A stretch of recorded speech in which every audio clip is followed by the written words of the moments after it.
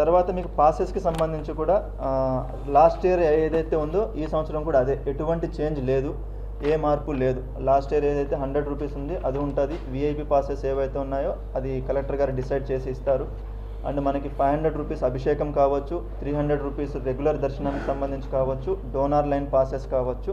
500 rupees దర్శనము plus donors lines ఏవైతే ఉన్నాయో లాస్ట్ ఇయర్ వాటిలో ఒక చిన్న ప్రాబ్లం ఏమొచ్చిందంటే, ఒకటి గర్భగుడిలోకి ఎంటర్ అయిన తర్వాత 2 లైన్స్ని జాయిన్ చేసి సింగిల్ లైన్గా పంపించాల్సి వచ్చింది అప్పుడున్న సిచ్యువేషన్ ప్రకారం. ఇప్పుడు ఏం చేస్తున్నామంటే టెంపుల్ లోపల కూడా అవి 2 సపరేట్ లైన్స్గానే రన్ చేస్తున్నాం. ఎక్కడ డోనార్స్ కానీ 500 రూపీస్ అభిషేకంకి ఎవరైతే వస్తున్నారో వాళ్ళిద్దరిని ఎక్కడ కలవడం ఉండదు. వాళ్ళ ఎంట్రీ నుంచి ఎగ్జిట్ వరకు, అది డోనార్స్ కావచ్చు, 500 రూపీస్ అభిషేకం వాళ్ళు కావచ్చు, కంప్లీట్గా సపరేట్ లైన్స్ ఉంటాయి. ఎక్కడ వాళ్ళు వేరే వాళ్ళతో కలవడము ఉండదు. సో వాళ్ళకు కూడా ఏంటంటే లాస్ట్ ఇయర్ 1 అవర్ అబోవ్ పట్టింది వాళ్ళకి, దాన్ని ఈసారి కూడా మనం ½ అవర్కి తీసుకురావడానికి టార్గెట్ చేసుకొని చేస్తున్నాము. సెకండ్ థింగ్, మనకి విఐపి లైన్కి సంబంధించి ఏదైతే పాసెస్ ఇస్తున్నారో లాస్ట్ ఇయర్ ఏం చేశామంటే విఐపిని లోపల దర్శనం చేయించేటప్పుడు 100 ఇది డోనార్ లైన్ని 500 లైన్ని స్టాప్ చేసి విఐపిని లోపలికి పంపించాల్సి వచ్చేది. ఇప్పుడు అలా కాకుండా విఐపిని పంపించేటప్పుడు ఈ లైన్స్ని ఏమీ మనం స్టాప్ చేయాల్సిన అవసరం లేదు.